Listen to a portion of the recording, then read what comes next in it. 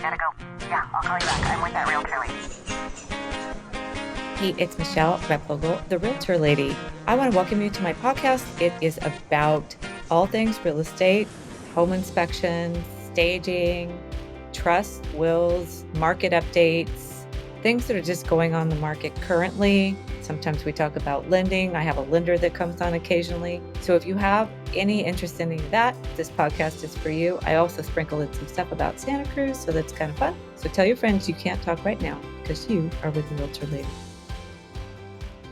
Hi, welcome back. You are with the Realtor Lady, and today I'm interviewing Jack Mancarella of American Home Inspections. We're gonna talk about home inspections, and we did a podcast in the past about home inspections, but we're gonna talk a little bit more about how things have changed and how people get reports and what to do if you're given a report. Should you get your own? A brief overview of a home inspection, and then what happens in the home inspection and what questions might you ask after the inspection. So take it away. Go ahead and introduce yourself, Jack, and maybe tell us a little bit about you. Well, hello, I'm Jack Mancarella, the owner of American Inspection Service. So what is a home inspection? A home inspection, the definition is actually a visual inspection of the readily accessible components of the structure. Right? So as an inspector, we're not in there tearing in the walls. We're not dismantling things.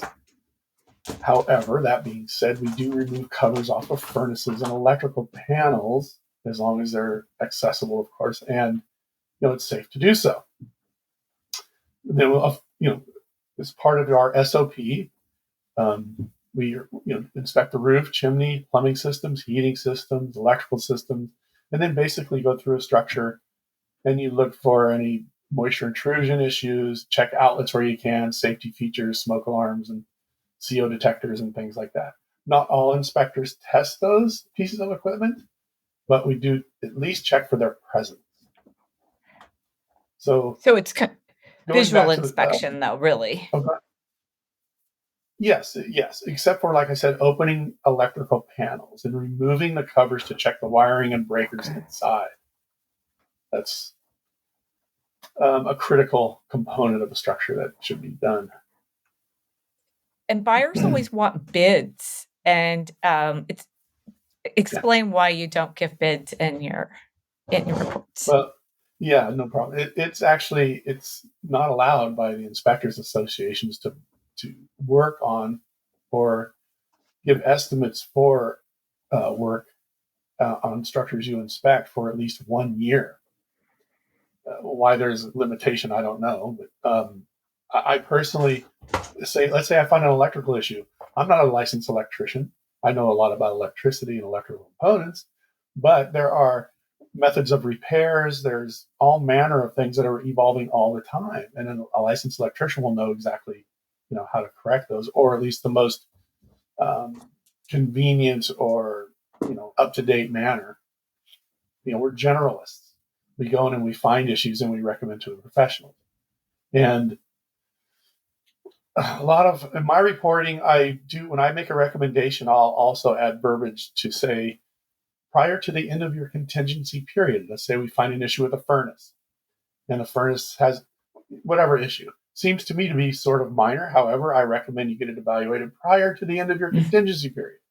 Now, let's say Mr. Home Buyer decides not to do that, waits till after escrow closes, and then says, I get the heating guy out.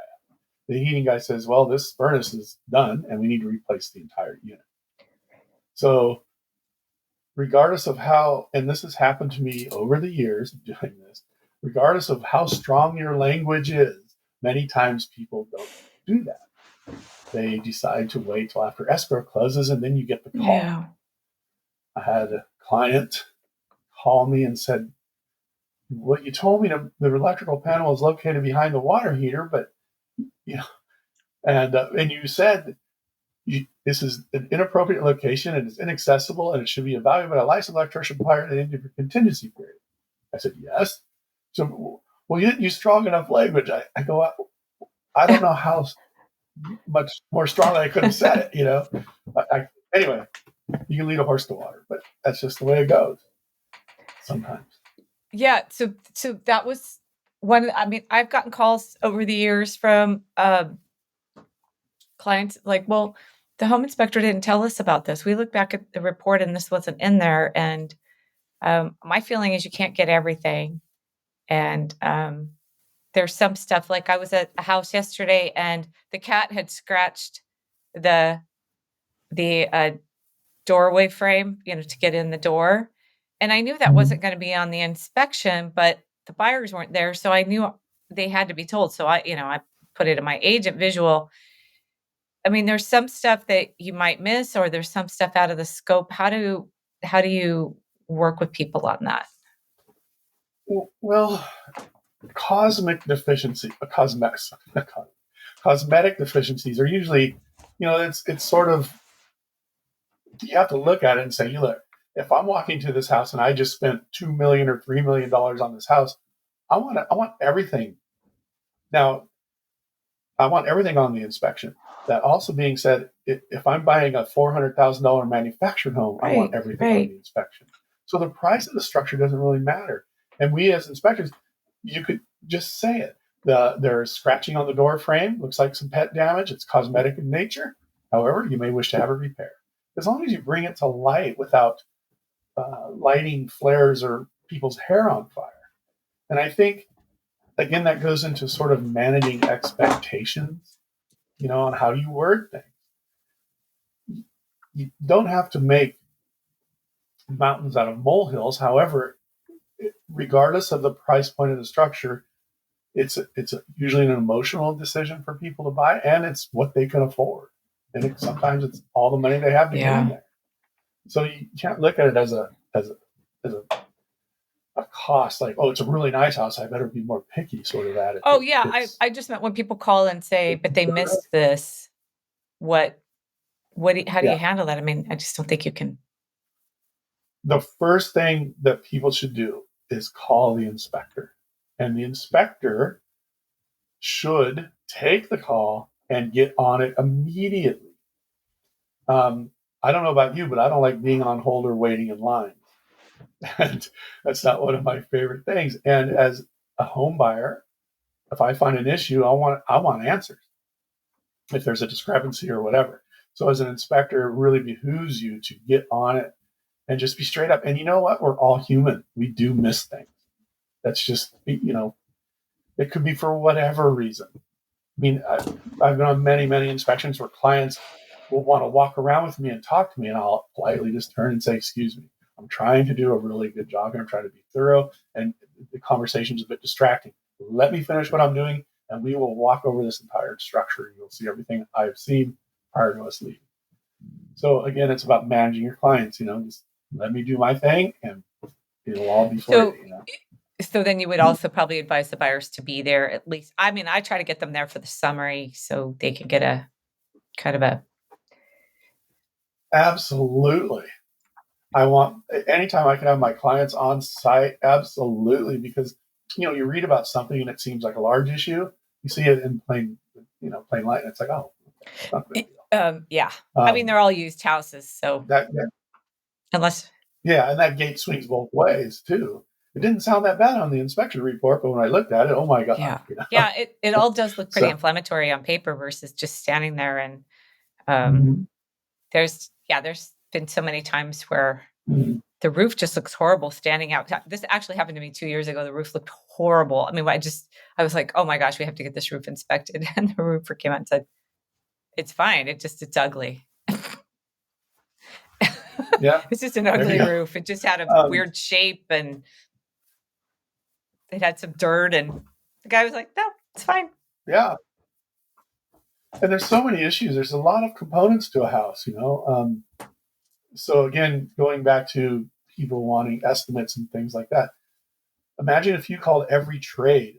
As a home inspector, I'm looking at the roof, the fireplace, the plumbing, the heating, the electrical, the structure, the interior finishes, and things like this, any moisture intrusion. Imagine if you had to try to get all those professions on site and the cost of that and the convenience and even the scheduling of that. So me personally, if I'm buying a house, I'm absolutely going to get an inspection. There's just because it's one person doing many jobs. And again, it's a generalist, but a good home inspector is going to be able to recognize things that need attention and get the right people out And there. I always told people, I remember years ago, you inspected a brand new house for me, and the water went across the kitchen. I don't know if you remember that. You turned on the water and it was reversed for the dishwasher, and the water went across the kitchen. It was pretty hysterical. Yes. They didn't buy the house, but I learned right then. I was like, oh, you have to inspect new houses too. You can't assume that everything was done right. Well, not only that, it gives the client a baseline. Contractors responsible or developers responsible for the house for 1 year of all defects. So as an inspector, you go in the first month or when the people are buying the home, you do a thorough inspection. And my recommendation is come back in 9 or 10 months after someone's lived there and they've turned things on and they start saying, hey, these doors don't shut all the way, or I smell something strange under the house, which actually happened to me. I went under the house and the plumbing had failed. One of the waste lines had broken or became disconnected, and there you go. And luckily, we got it in time. Contractor paid for it. Yeah. So, well, it's so interesting to me that on the new homes, a lot of times the people who are not that well acquainted with constructions are the ones that are in charge with the most sensitive systems, such as plumbing. And homes aren't getting more basic; they're getting more complex. Energy efficient homes. All this. I want to be able to turn on my furnace while I'm driving home. Sort of. All these all electric homes and high tech homes and things. You have to realize that these homes can also be temperamental. If there's a glitch in your software or the matrix, or whatever you want to call it, then the lights don't turn on, the door doesn't open, and now you're chasing that down. So if you want it, just realize what you're getting. Yeah. There's also demand changes from homeowner to homeowner, because I noticed over the years I was selling houses to people from grandma and grandpa who own the house, who for some reason old people live in the dark. I don't understand that. My own grandparents did that, where they keep every light off and they don't use anything. For some, they're saving that. I don't know what's happening, but anyway, then a whole family moves in and you got kids and TVs and devices, and then things don't work. And they're like, well, but this work. And it's like, well, they just didn't use it like you did, and you used it differently. I mean, so I always try to put a home warranty on there, at least trying to get that water heater that's being overloaded, or the furnace that's being blasted on an unusually cold year, those kind of things, to try to get out in front of, really, like you said, it's not temperamental, but really it's a change in use, if you think about it. Sure. Yes, and we are asking much more from our electrical systems these days. With smart TVs and all the devices, and they want to phase out gas, especially here in California. We're going to be more and more dependent on electrical things. So if you buy a house that's 60 years old and it has a 100 amp service, and you go to plug something in and the cords fall out of the outlets because they're just so old and loose, it's time to do some electrical upgrades. Because we plug in and all of a sudden, gosh, every time I turn on the television, the whole house goes off or whatever.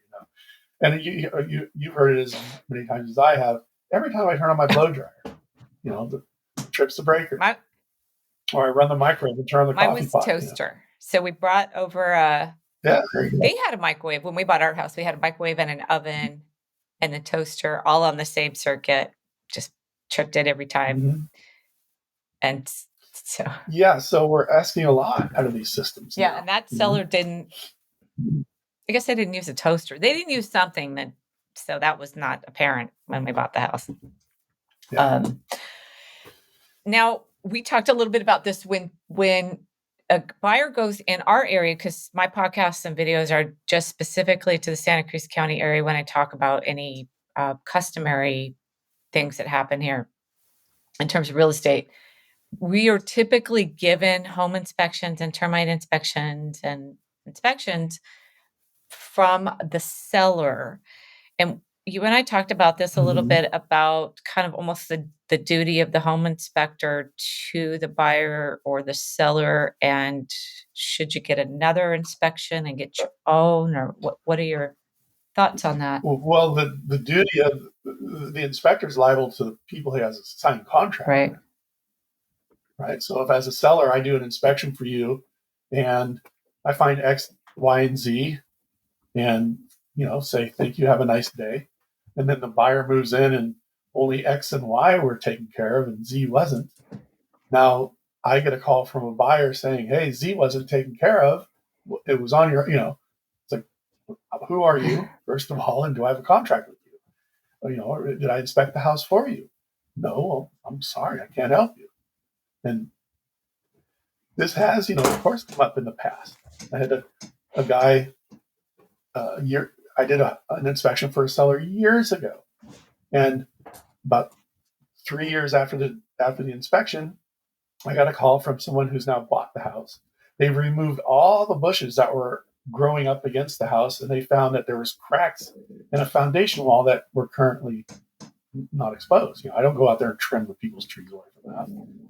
And I'm asking, I can't even find the property on my computer, so it's at least 3 years old. So I finally found it in archives. And as I'm talking to this gentleman and looking at these photos, and I said, "Excuse me, so did I inspect this house for you?" And he says, "No." I said, "Well, I'm sorry, I don't have any obligation to you." Um, and he was quite agitated. And I said, "I'm sorry for the situation, but it's out of my hands. Have a nice day." Well, then I get these emails from him saying, "I'm taking you to court, all the whole thing." And we have a corporate attorney. I just sent it to him, and the attorney called me and said, "This guy has no leg to stand on. I don't know why he's approaching you." And I don't either. That's why I have you. So, as someone using someone else's report, you have no, you could drag everybody into court if it really got to that. But more than likely, the judge is going to say, "You don't have any. This inspector is not beholden to you." You know, if it's some gross negligence, of course everybody loses in court or can. I don't know, but it's certainly, knock on wood, something has never happened to me before. And I again, like I said, if I was going to buy a house, I'm getting my own inspection regardless of what's supplied Okay. to me, because I want to have someone else, that if something goes wrong, that I can go to. Also, as an inspector, I don't care if I'm doing an inspection for a buyer or a seller. My inspections are all the same. And a lot of times you've heard, well, the seller's had a home inspection. I don't really trust the guy. He's probably working for the sellers, kind of thing. And that's not how it works. And a home inspection, I mean, people of integrity. We're not, you don't do this for 25 years for being, shady Joe, so you can't. I do not inspect a house, regardless of who it's for, buyers or sellers. It's all the same. There's not, let's just downplay this or let's up talk that. It's all the same. So again, get your inspections, people, so you have some sort of recourse if something goes wrong. Yeah. I mean, most home inspections are good. If I can, I like to get the buyer get their own. And unfortunately, I think I've run across a few home inspectors that are just phoning it in. And I've been in the business long enough and my careers with them where I feel like they might just not be doing their best. Like they've lost their mojo for the job, as it were. So I don't think they're trying to hide it. Yeah. They just, and I think, yeah, I Again, don't. I totally agree, and I know what you're saying. My thinking is this: the day you get complacent is the day you should leave. Because once you're complacent, not only are you doing your clients a huge disservice, you're going to be the guy called into court or whatever. And, if you've lost your love for it or the desire to help, do what you need to do, then it's not for you. It's really not. And I hear what you're saying. And that goes in all trades, though. I think in every profession. I think it's just this particular facet of it is is harder because this is where things get missed. And it seems like some of the other people that I've been working with, the longer they get in the business, the easier it is for them, and they just kind of are better at it, where there's a few people that have just lost it. And so it does depend on who's done the inspection. And I still like buyers to just get their own, or maybe get one that they're maybe even if the seller says, okay, I'll get you a new one and let's all agree on who we're getting, fine, that's fine. You know what I mean? But that new one, start fresh. Let's just go with this one and have some people attend, buyer and sellers. And so, yeah, I also too, I get calls from agents saying, hey, Jack, you inspected, 1, 2, 3, 4th Street for the seller, and my buyer is going to buy it. Someone that uses me to do their inspections, and can they call you? It's like, sure, of course. I'll be happy to go over the information, because that's, at the end of the day, that's what it's all about, is getting information to people. As an inspector too, we have no vested interest in the outcomes of the report. That's why we don't give estimates for new repairs. And so it keeps us neutral. A neutral, or should be a neutral third party. And there's nothing to gain by being complacent or sugarcoating, or you know what I mean, or anything. It's just, let's keep it black and white, keep the emotion out of it. This is broken, let's get it fixed. This is broken, here's what's going to happen if you don't fix it, and you should get it fixed. And if we keep it that way and do our best, and then if you make a mistake, it was an honest mistake, and you deal with it. You just deal with it in the best way that everybody's happy. So what are the about. best questions that you get from buyers? Is it something like, what should I be concerned with today? Or can you just pinpoint maybe 3 things I should run at? What's the best questions you hear? Well, I just had an email this morning about someone. I did a house in Bonnie Doon, actually. It was an older house. And they said, is there asbestos in the walls? I have no idea. If you're concerned about that, it's certainly the house was built in an era where asbestos was used. I don't test for those things. So if you're concerned about it, absolutely get it tested. So it's usually, it's funny because it'll say something like, in the inspection report, you mentioned a crack in the stucco. Yes. And you tell them, hey, stress fractures in stucco are common. However, this one is not. That's why I brought it up. Oh, okay. And they'll say, okay, great. And then the next question seems always is, so what do you think about the house? And I say, have you read the entire report? Well, no. Well, everything I think about that house is in the entire inspection report. Another one. I got a call 2 days ago from a gentleman. He seemed quite flustered. My realtor said I could call you. You did the home inspection. I said, great. Was it for you? No, it wasn't. I said, how can I help? He goes, I don't know where the thermostat is. I don't know where the water heater is. I don't know where the furnace is. And I'm going, have you read the report? And he said, well, no. I said, well, in my reports, I tell you where all those things are. So why don't you go ahead and read that and then get back to me? I haven't heard back from him. So that's inevitably, it's what do you think of the entire house? And my question is then, have you read the report? And it's no. 99% of the time it's no. I saw the one thing that caught my eye and I called you. I think So read that. There's a termite inspector I work with that I know you know, and I've worked with him so many years, and 2 of them actually. And I just wait for the point where they come out from underneath the crawl space so I can read their face. I don't need a report. And there's been a couple times where they've just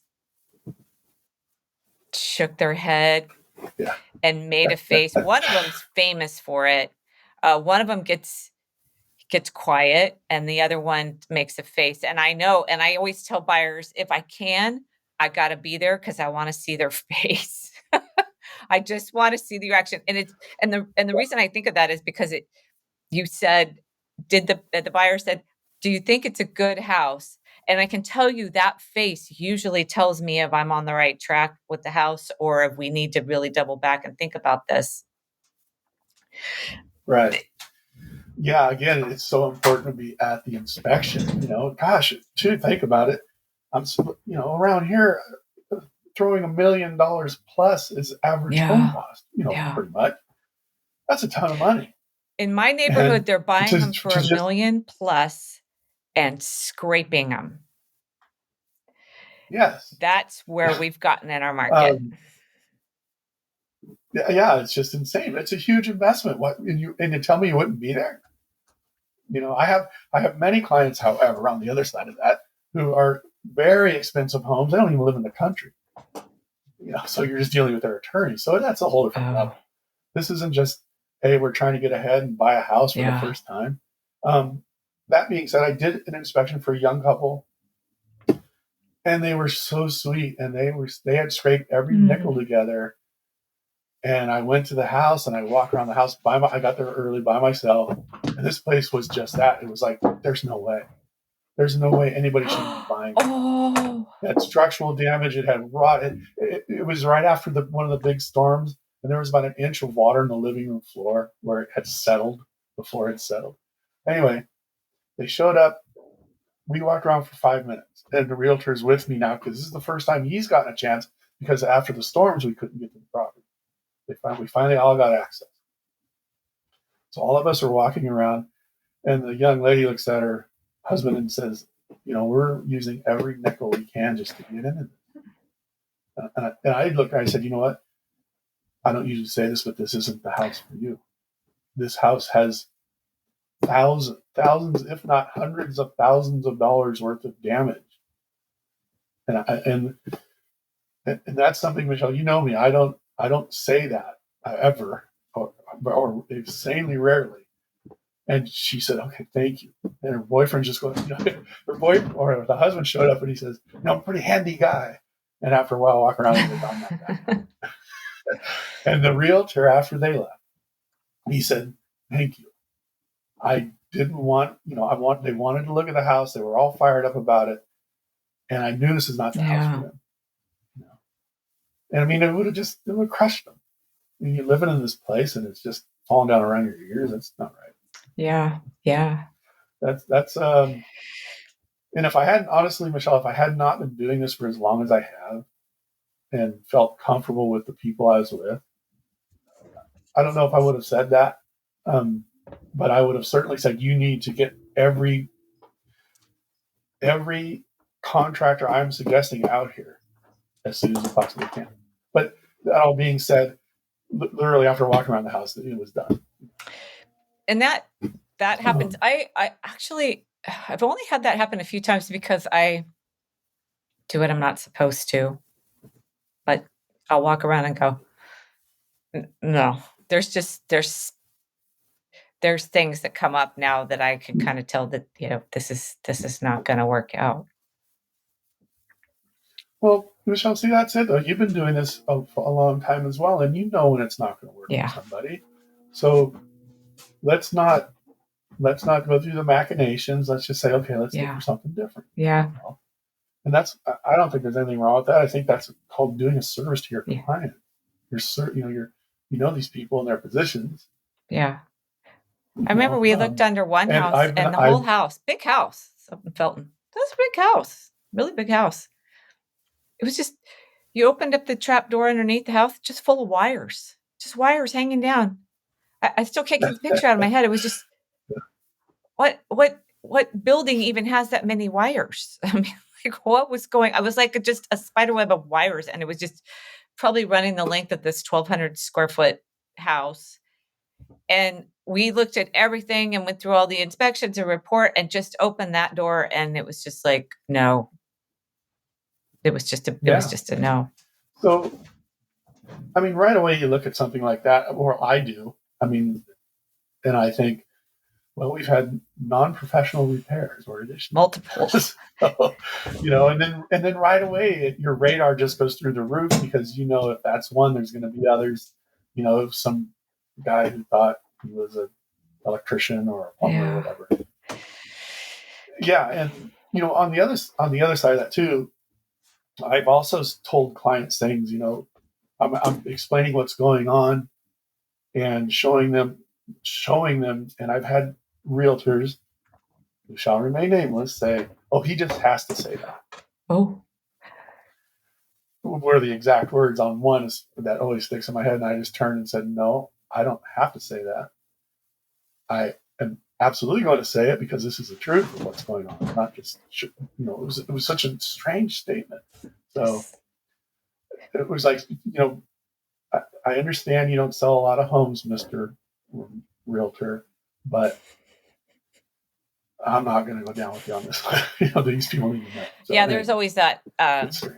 getting into the minutia with the other agent and what they feel is important with it. So it's like, no, for me, it's my buyer, my seller, whoever's, that's who's important. If it's important to them, it's not whether it's important to you. And I know sometimes I'm guilty of, I think I come off as flippant, but after a while and going through these inspections and going through houses, I realize that will be fixed or it won't be fixed. I've seen plenty of people move into houses that left the roof and left all the issues and lived there for 20 years just fine. They were aware of it, but they're there. There's a house down the street from me. My buyer didn't want it because it had been re-roofed 3 times.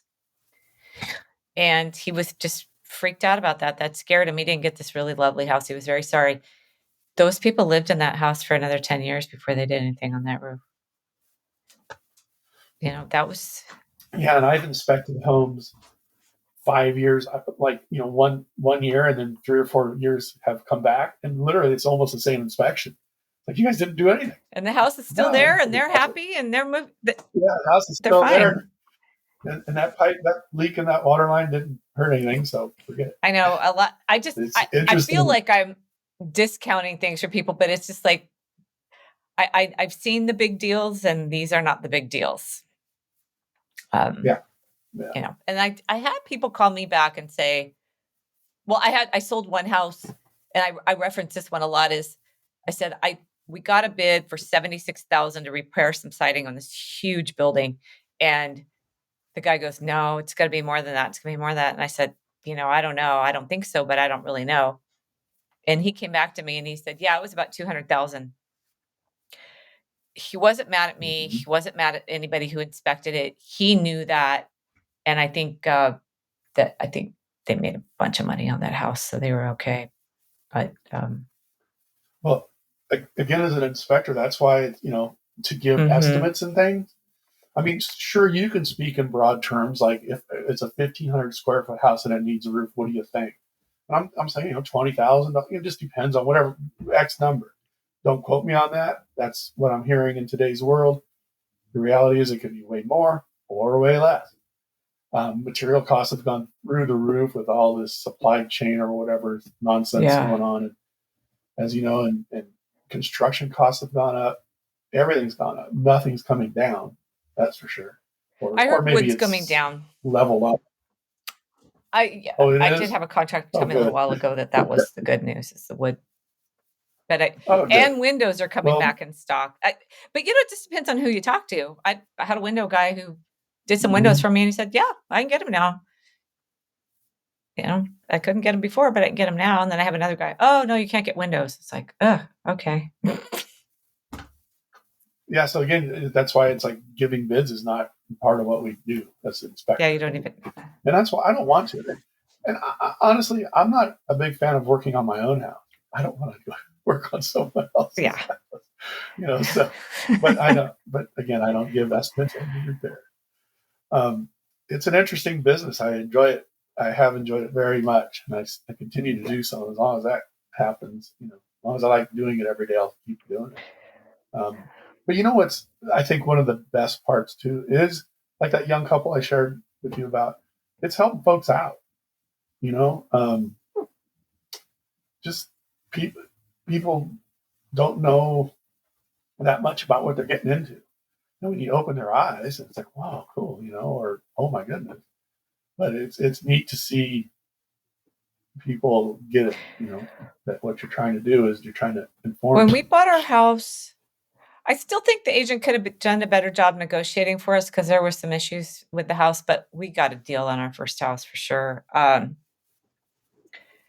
home inspector gave us the report. Actually, we got a physical copy that was 100 million years ago, and said, here's your list of things you need to do over the life of your ownership of this home. Like it was like, here's your manual and here's your to-do list. And that's what we treated it as, not a tool to beat up on the seller or disappointed that we feel like we paid too much tool. It was roof in 5 years. So we saved up and in 5 years we replaced the roof. And, the plumbing was galvanized. It needs to go over. We put copper in, but you know what I mean? It was just a list of all the things. And we kind of got through the list and then decided we didn't want to live there anymore. But,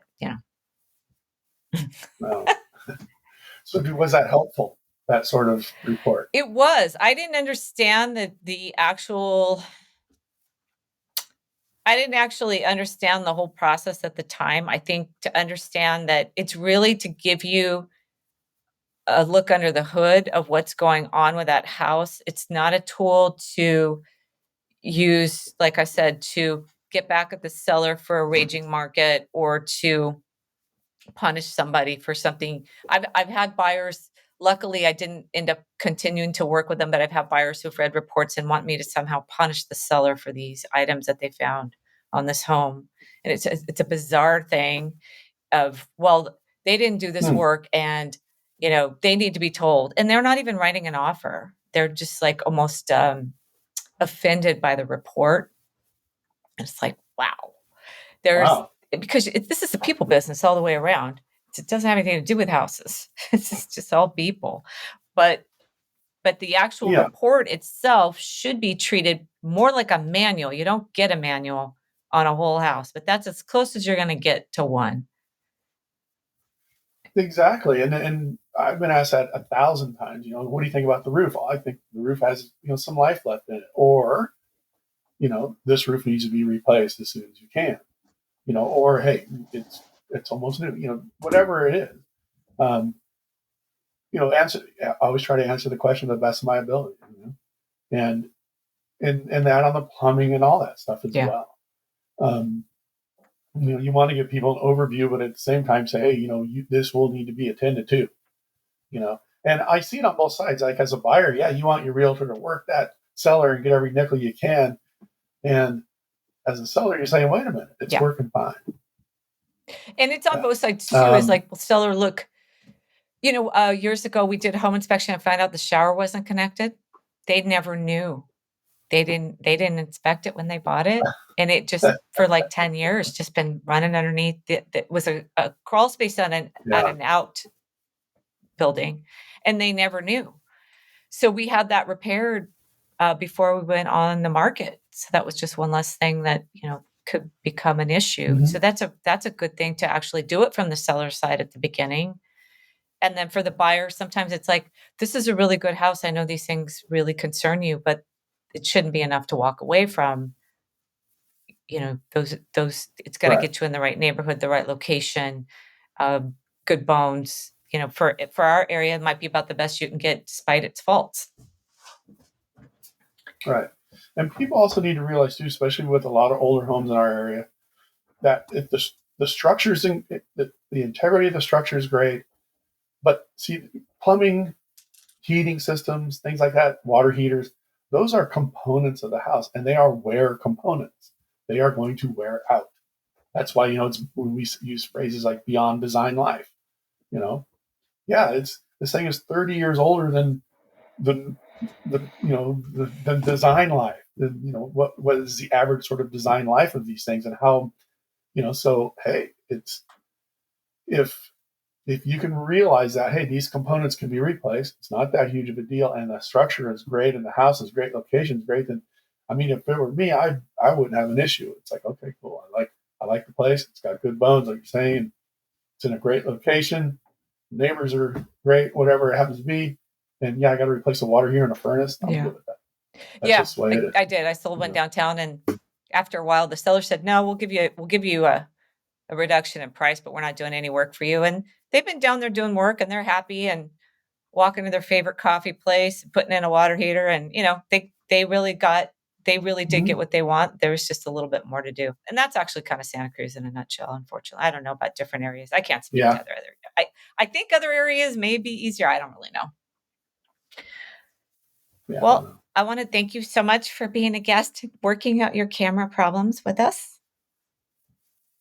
My pleasure. Hopefully it was informative and will be useful. Yes, that is the idea. I love the idea of a homeowner's manual, kind of a homeowner's guide, as it were, and maybe stop thinking of it as such a hammer to the condition of the home, but maybe more of a guide. So I learned something myself today is how to present it. And again, buying or selling, get your own inspection. That's your recommendation. All right. Well, thank you so much, Jack. I really appreciate it. Hey, it's the Realtor Lady, Michele Replogle. Is there a subject you would like me to explore in real estate or maybe about Santa Cruz? Feel free to contact me. I'd love to hear from you. Or if you'd like me to help you buy or sell real estate, that's also something that I do. You can contact me on Instagram, Live the Santa Cruz Life, or on my website, michellesellsforyou.com. That's with one L. My Facebook page, Live the Santa Cruz Life as well. Or check out my YouTube channel, Live the Santa Cruz Life with Michele Replogle, and my email, michelle@michellesellsforyou.com. I would love to hear from you.